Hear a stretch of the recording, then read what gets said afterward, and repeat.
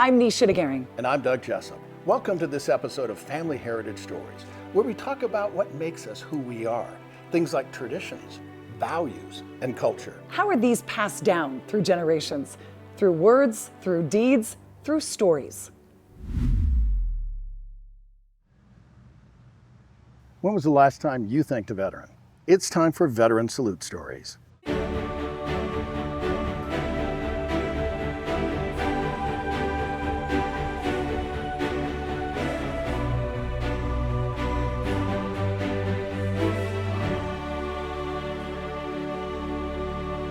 My grandfather, my father's father, Bill Moldover, he was a World War I veteran. He was born in 1898.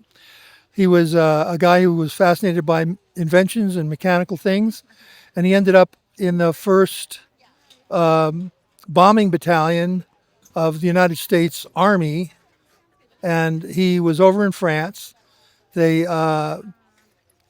flew European planes, and he was mostly a mechanic, but he also was the second guy in a plane who would unclip bombs and drop them on things. And also, I think they used to take photographs too. In the 94th Squadron, they were the first bombing squadron, and they still exist as a squadron. And what was his name again? William Kraus, Kraus, Moldover. Okay, and do you know what branch of the military he was in? So it was the Army at the time. They were the Army, and they flew. It was the Army Air Corps then. They were the first ones who flew. Yeah, and okay. Anybody else in your family served in the military? Yeah, quite a few people. Yeah. Tell me, pick one. Well, my dad was in the Navy. He turned 17 on D-Day, and he had just graduated early from high school. He rushed to the Navy recruiters because they would take people at 17. The Army wanted them to be 18. And we're Jewish. My dad wanted to kill Germans. So he showed up and said, okay, I'm here. I'm ready to kill Germans. Give me a rifle. And they said, well, you did really well on the test. We're going to make you a nurse. So he never went overseas. He became a nurse. And of course, back then, after D-Day, there were lots and lots of wounded returning, and that's what he worked on. And he eventually became a dentist. Veteran Salute Stories is made possible by a generous grant from the Fedora Foundation and viewers like you.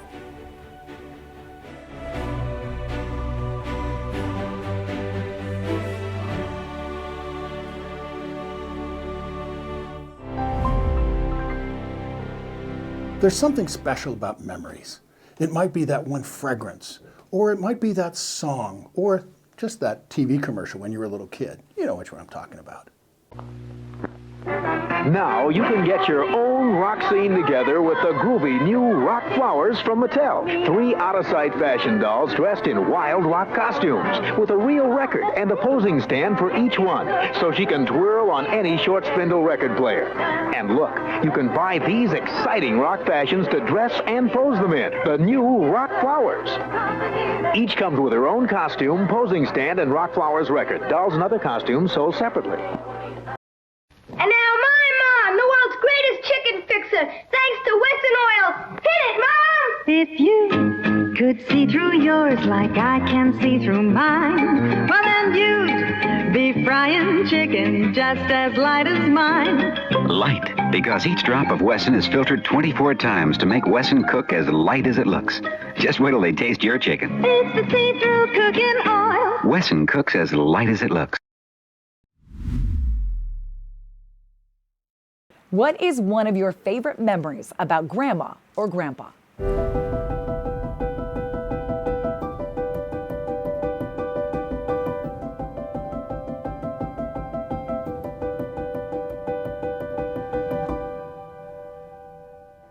My paternal grandfather worked for the post office.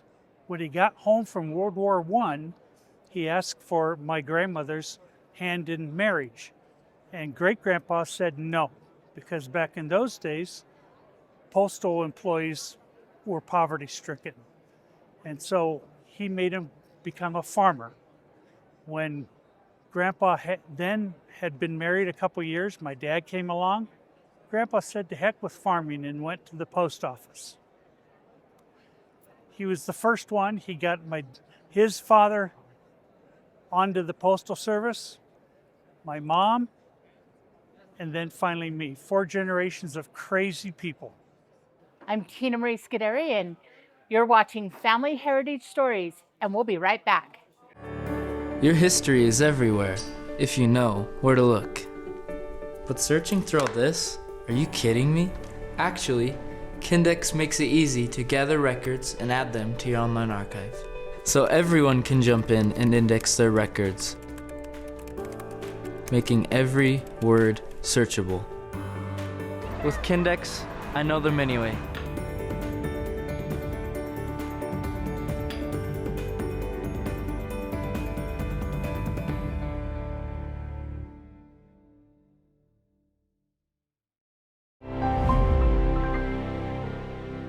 And now, Dad Jokes with Mike Agrilius. No matter how hard you push the envelope, it will always be stationary. What do you call a road runner in the Arctic? Lost. Why don't pirates take showers? Because they usually just wash up on shore. All from the book, Whatever Floats Your Goat, the granddaddy of dad jokes for kids and old goats. A while back, a group of Vietnam veterans came to Salt Lake City for a reunion. And one of the wives called up and said, "Hey, Doug, can you do this interview?" I said, "I would love to." So I got these 6 guys flying in from all over the country. The 159th Dust Off Medical Evacuation Helicopter Unit from Vietnam. We're talking medics and pilots of Hueys. To give you an idea, they took the guns off the ship, okay, so that they could get more patients on there. So now you're flying an unarmed helicopter. And as one of the guys put it, they decided to put a nice little red X on their aircraft, which made for really, really good target practice. Every single one of these 6 guys had done over 1,000 missions. Every single one of these guys has saved over 3,000 lives. Half of them were Purple Heart recipients. They told me stories that I was just amazed with. The stories were not originally intended to go on television. They were actually private interviews, because we do that on Family Heritage Stories. But I asked them, is it okay if we made a special? And to my amazement, they said yes. Well, it went out there and people like you responded phenomenally well. And then we also put it online. And something about a month later happened that was just like, wow. We posted these 6 stories. Not 1, not 2, but 3 of the stories had comments on them. And I'm a news guy, so I had to fact check. And so I asked these guys, hey, has anybody heard of this person, this person, and this person? Oh yeah, oh yeah. The comments were things like, this was the guy that gave me my orientation on the first day coming into Vietnam. He's the reason that I came home alive. Another one was saying, this guy literally saved my life. Wow. The power of stories is incredible. And that's the reason we started Veteran Salute Stories, and that's why we're asking for your help from veteransalutestories.org. Thank you very much. I'm Giovanni Fortes, and you're watching Family Heritage Stories, and we'll be right back. About 22 years ago, we were talking in the marketing discussions about we should have a jingle. And so we thought, well, who are we? What are we about? And if somebody was in their garden, what would they be thinking? And so the marketing director, she wrote it, and then we worked on it for a couple more months, and we got it just right. And then we had someone take it to Missouri and had a professional singer sing it. And we used to put that on the radio. But you know what? I decided that I learned the song and I'm going to sing it. So here we go. Great gardens begin right here. Beautiful flowers year after year. So much to choose from, so much to see.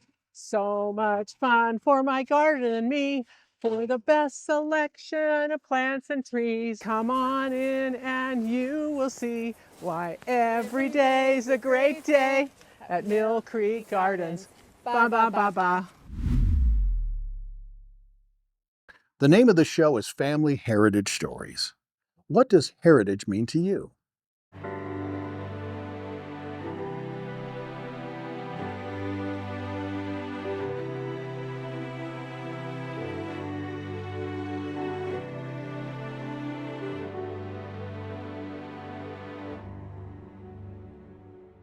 With me today, Dr. Micah Christensen with Anthony's Fine Art. This would be familiar to most people who lived in Asia because it's on the national flags of Cambodia and Burma. It's an object that's known as a vajra, and it means thunder and diamond. It's the weapon of the gods, or the weapon of a Buddhist priest. It's the idea that a vajra is indestructible as a tool, but there are all kinds of things in our lives that need to be destroyed. False images of ourselves, false ideas in the world, and the vajra is the tool as thunder or a diamond that will symbolically break through, like the teachings, the Dharma, through those falsities and show us the truth. This is about the most elaborate vajra I have ever seen, and you see them in museums occasionally. This came from the Kathmandu Valley in Nepal. It was brought to us by the daughter of a man who was an anthropologist that lived there in the 1890s. You have here the petals of a lotus leaf, which is a very important symbol in Buddhism. In Buddhism, the lotus plant comes from what is dirty water, which is silt and mud, and it grows out of that mud and comes up on the surface of water, clean, pure, and beautiful. That is symbolic of the soul's journey through the Dharma, through the teachings, the Eightfold Path. And this is the center that it's growing out of. And these come together, growing out of the lotus at the top. And you would hold it in the center as a symbol of all of those things. Truth at the center of the lotus that's grown. And they form together this very powerful representation of that teaching. This is made out of turquoise, carnelian, and then this gilt bronze. It's the kind of thing that you would have seen in a temple and would have been the physical symbol of the teachings of the Buddha. You have a Torah that is more than a Torah to me. It's more than a scroll of writings. It has a story behind it. Can you share that? It's 400 years old. It originated from the Netherlands and was created by people who had left Portugal after the Inquisition and gone to the Netherlands to be able to have freedom of religion. You know, it just makes you think, okay, here's a Torah that's 400 years old. And to think of the people that have read that have heard that being spoken. I mean, it's just awe-striking. You think about all the things that have happened in the world and in the Jewish world since that Torah was written. Europe used to have a very vibrant Jewish community, and in some places still do, but other places those communities have been decimated. And so when I walk through those synagogues, I think about the people that used to pray in there and the pride they took in their synagogue, and the people who would gossip in the hallways, and the kids who would get in trouble for running and being too loud.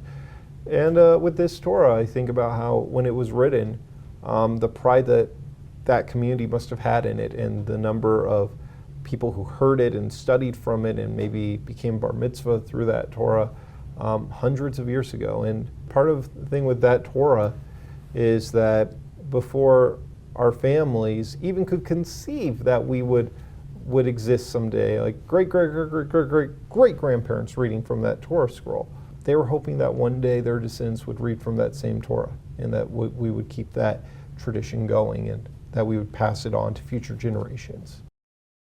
Brandon Fugal, what do we have here?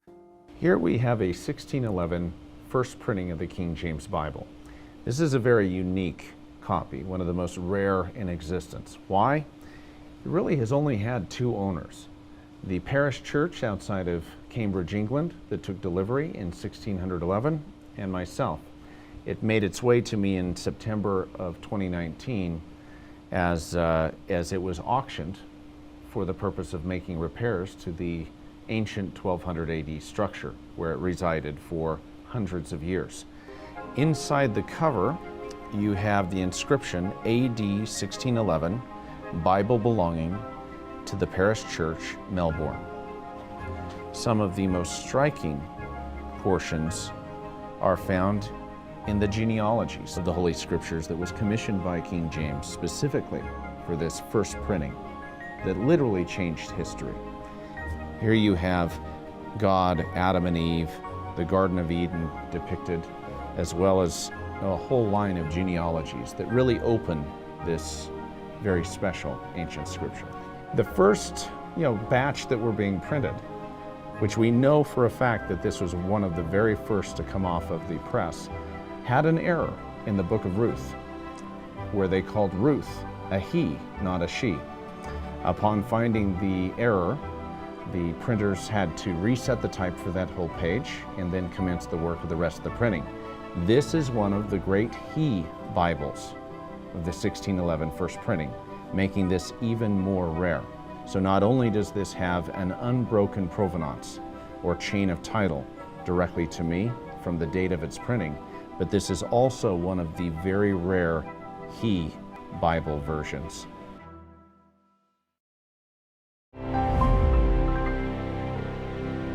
There is a lot you can learn about traditions, values, and culture when you travel.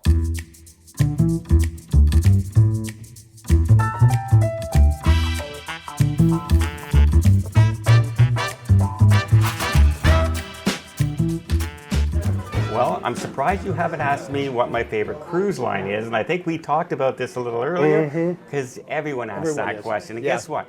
I like them all. Yeah.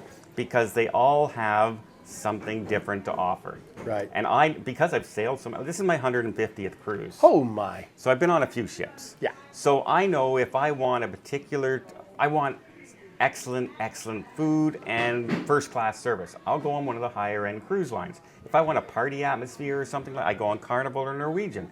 I know where to go now. And that's, so I don't have a favorite cruise line. I have favorite crew. Okay, I will believe that, yeah. Let me go there.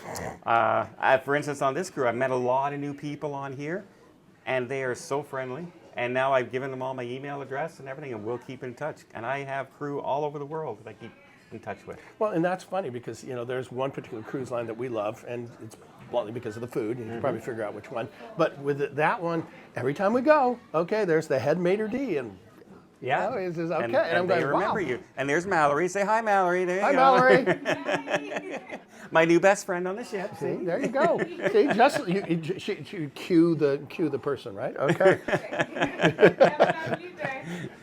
So that's kind of the other fun thing that I look at with cruising, because now, granted, I tell stories for a living, and it's so neat because everyone has a story, and to be able to find out and just visit with people. Yeah. It's also interesting to me that people all around the world, they're all pretty much the same. They are. And you know what's amazing? I'm hosting a group on board. Yeah. And every time I host a group, people meet and then they continue to book with each other after that. And I've had people since my very first cruise as a group about 5 years ago, and they've been friends ever since. The Canary Islands, located 82 miles west of Morocco, consist of 7 main islands and is a major tourist destination. It's easy to see why this Spanish territory is so popular. We visited the most populous island, Tenerife. The thing you notice right off the bat is the incredible climate. The island had warm summers and winters warm enough for the climate to be technically called tropical at sea level. Here's something you might not know. At over 12,000 feet, Mount Titi on Tenerife is the highest peak in all of Spain and the 3rd tallest volcano in the world from its base. That volcano provided what I have to admit is my favorite thing about Tenerife: black sand beaches. Oh, baby. The views are breathtaking. It was a lot of fun to see the tropical flowers and foliage, including the Canary Island pine and this unique tree called a dragon tree. Now, one of the biggest cash crops is, you ready for this? Bananas. Of course, let's not forget the Canary Islands have an official bird. Okay, people, one guess. That's all you get. One guess. What's the official bird of Canary Islands? Yeah, it's the canary.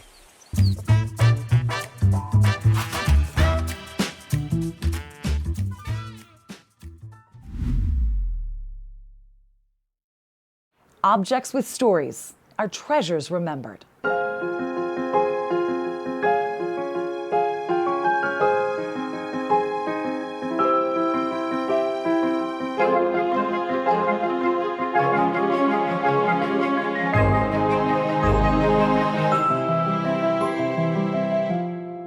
Welcome to this episode of Treasures Remembered. With me, Brandon Fugal. This is a real historical artifact. It is a Nazi Enigma device from World War II. This was the latest, most state-of-the-art in coding of messages that gave them a competitive advantage for some time. The Enigma and the World War II effort was profiled in a movie in 2014 called The Imitation Game with Benedict Cumberbatch. It won the Academy Award and really featured how powerful this code machine was and how it struck fear in the Allies.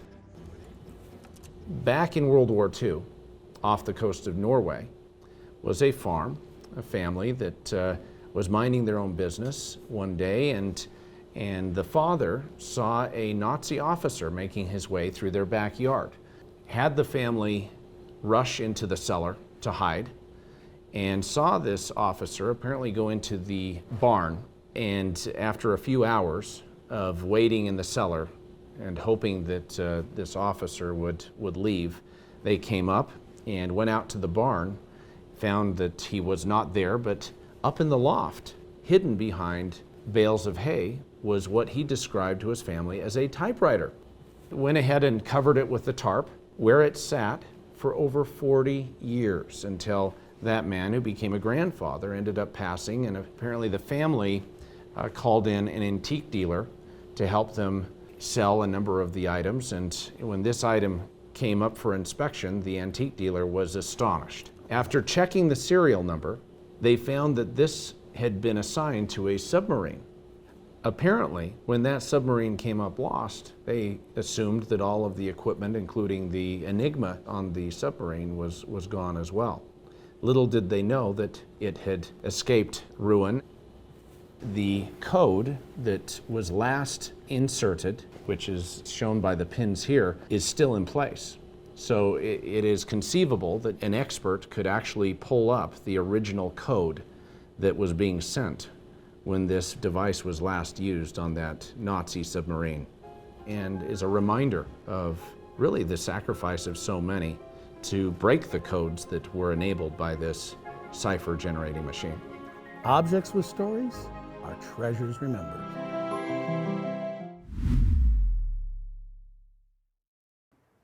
From old paintings to new videos on your kids' devices, we're all trying to do one thing. We're trying to make a connection. It's the power of stories. How powerful are stories?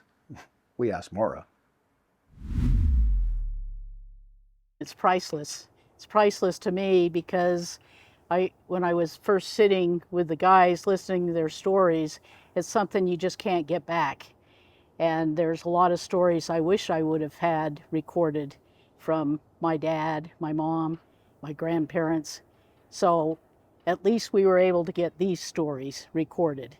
And to have them videoed and digitized is key, because the younger generation, you know, sitting with my nephews, doing homework with them over COVID, they weren't looking at books, they were looking at screens, and they can look at this on a screen.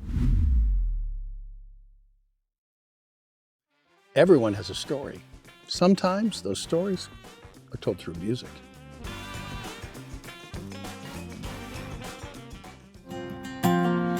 Hit it off the bat. A lot of folks can't say that. I knew I felt something there. I hadn't in the past. We moved it fast as you. Hadn't need to get to a serious place, make no mistake.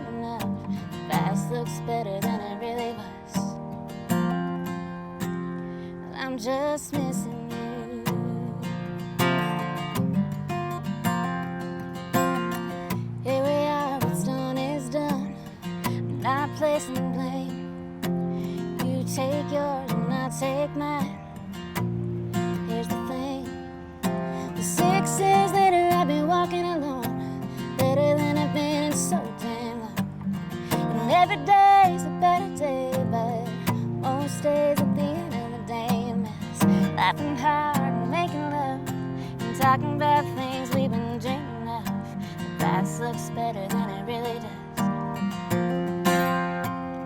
I'm just missing you.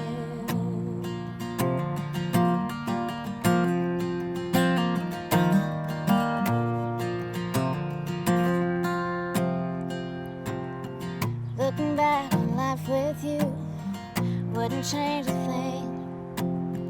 Love's love, does what it does, it won't wait on me. Truth be told, I needed you. It hurts to think about, but it's worth the wait got now. Well, 6 years later, I'm walking alone, better than I've been so damn long. And as the days go by, I hold in my heart the 6 years that taught me the art of laughing hard, making love, and talking about dreams and being proud of the stuff that makes you who you are. Man, and I'm so proud of who we are. I'll keep on loving you.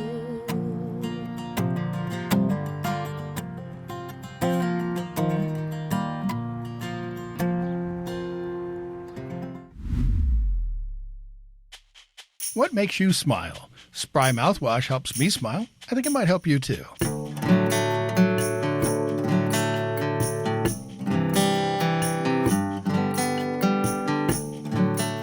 It's our honor to be able to help people remember where they came from. If stories are not passed down from generation to generation, they become lost.